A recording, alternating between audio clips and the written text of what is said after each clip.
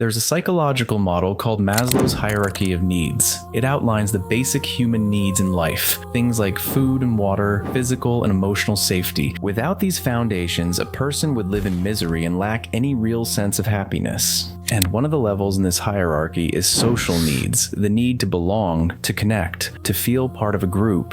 That means feeling lonely is just like feeling thirsty. Just like you need water to live peacefully, you also need a healthy social environment to feel whole. But since the beginning of the 21st century, the world has evolved dramatically. Everything became digital, easy to access, easy to consume, without even needing to interact with people anymore. And that's where the topic of this video comes in: loneliness. Loneliness has the power to turn you into someone completely different from the crowd, someone solid, focused, and who doesn't waste time, but only if you know how to deal with it the right way. And that's my goal today, to help you live with your loneliness, to embrace it and take all the positive things it has to offer, without trying to erase it from your list of basic human needs.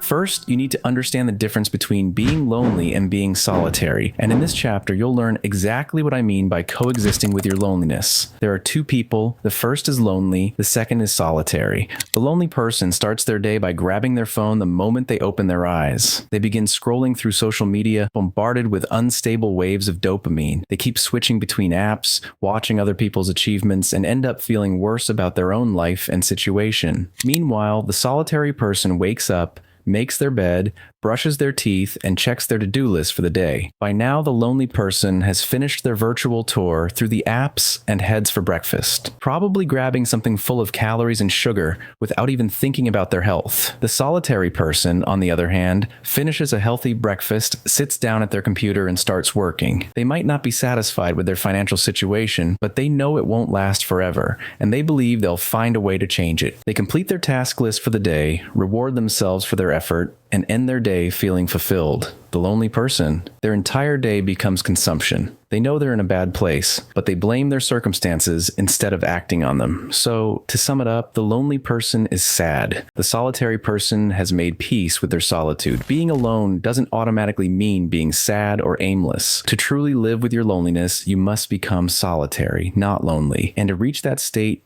we need to move on to the most important chapter.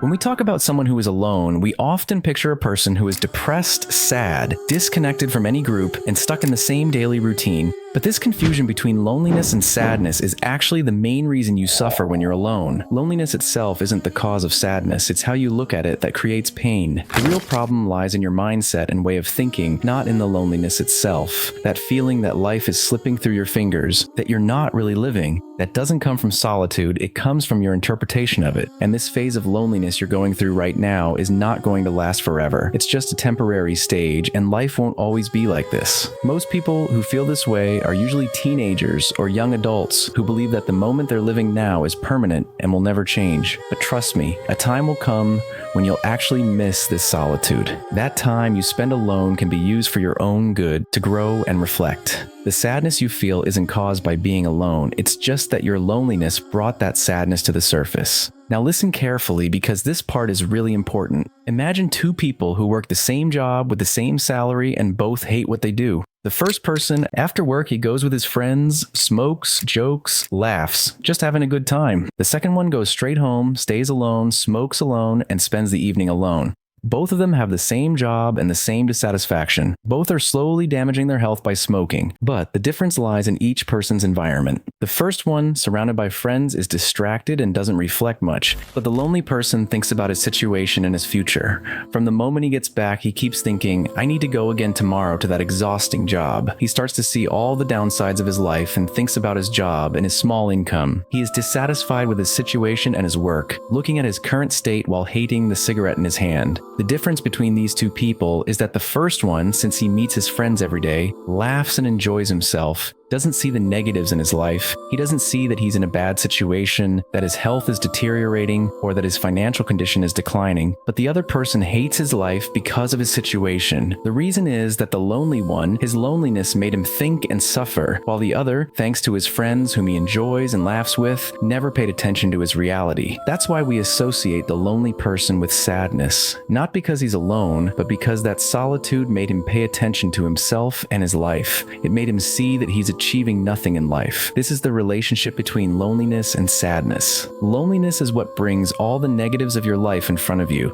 On one hand, yes, it makes you sad, but on the other hand, it makes you aware of your mistakes, and that can lead you to reevaluate your situation, fix it, and eventually, your sadness completely disappears. Now the thoughts are starting to connect. Look, since you're alone, you reflect on your mistakes a lot, and you're always thinking about the future. Being alone means you spend long sessions with your thoughts and your flaws, and the solution to living peacefully with your solitude is to take care of yourself. Take care of your physical health. Exercise regularly. Don't neglect your body by eating toxic food. Love yourself. Be the one who is responsible for and encourages yourself. Treat yourself like your own child, someone you care for every day. If you work hard, reward yourself with something. If you're tired or bored, go out for a while and live in the moment. Guide yourself to do what's right, to learn, to organize your time. That's one part of it. On the other hand, you must give serious attention to your goals. Whatever your goal is, give it your time and effort. Maybe you want to start a business, learn to code, or take up a sport. Stay busy with it and work toward it every single day. And the result of these two things, taking care of yourself and your goals, is that your relationship with yourself will grow stronger than any other relationship. You'll feel like you're two people in one, and solitude will become something essential to you.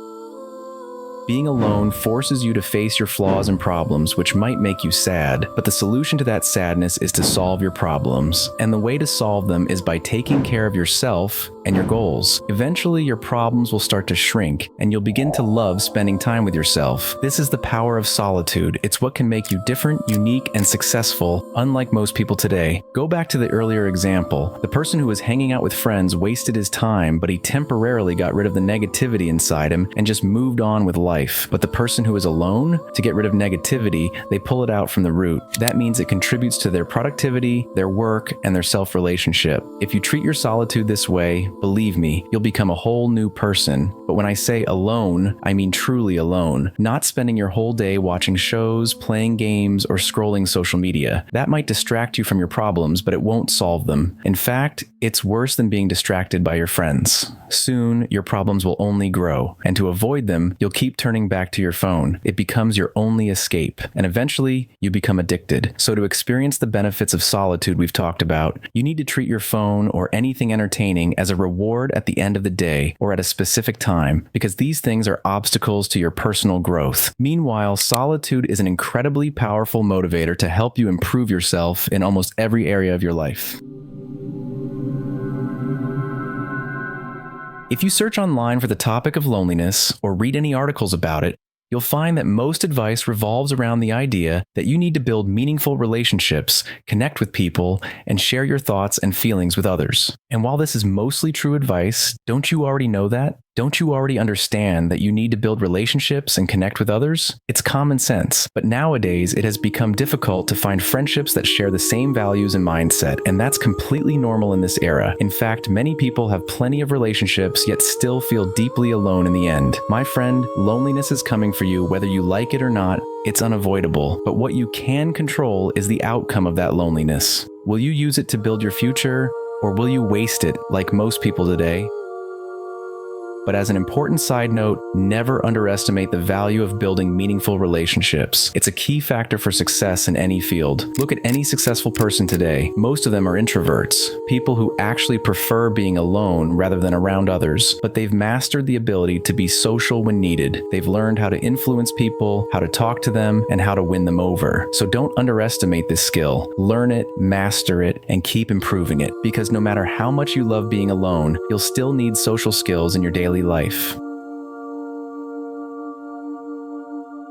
Loneliness will help you understand yourself better. It will show you what kind of life you're really living. This phase won't last forever, so take care of yourself. Be your own best friend. Set goals and clap for yourself when you reach them. Don't wait for others to notice you. Enjoy your time with yourself, because a day will come, trust me, when you'll have to talk to people, meet new people, make connections. When that day comes, don't be scared. Don't be afraid to socialize, but while you're still in this phase of solitude, embrace it.